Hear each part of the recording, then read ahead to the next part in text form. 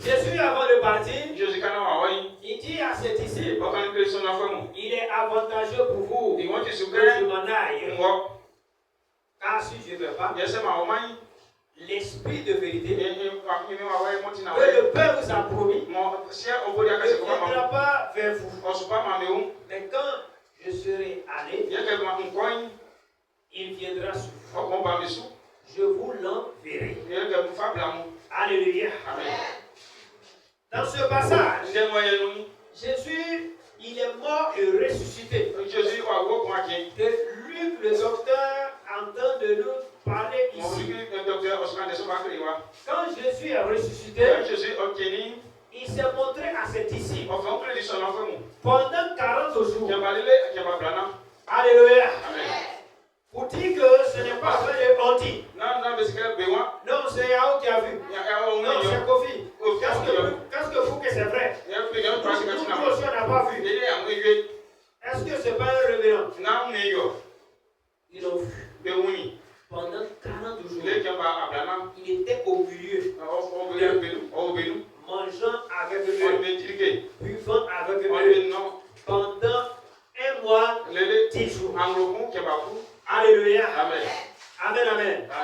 Avant de monter vers le Père. Donc, Jésus va le dire, Jean baptisait d'eau, mais vous, dans peu de temps, vous serez baptisés du Saint-Esprit. Vous serez remplis du feu. Dis Amen. Alléluia. Jésus dit, Jean lui n'a baptisé d'eau. Les gens venaient vers Jean baptisé.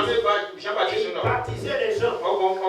Mais vous, le baptême qui va se passer, c'est le baptême du Saint-Esprit. Le baptême de feu. Alléluia. Amen. Donc le Saint-Esprit, lorsqu'il descend dans la vie d'une personne, il fait le baptême. Il vient pour baptiser la personne, mais avec du feu. Dis Amen. Dis Amen. Alléluia. Et mais pourquoi Jésus dit, je m'en vais, mais je vais vous emmener le consolateur. Je vais vous envoyer l'Esprit de Dieu. Pourquoi? Il a dit dans peu de jours. Et réellement, quand il est monté après 10 jours, l'Esprit est venu. Pourquoi sitôt? Alléluia. Amen. Nous allons comprendre toutes ces choses. On va comprendre l'importance du Saint-Esprit. Alléluia.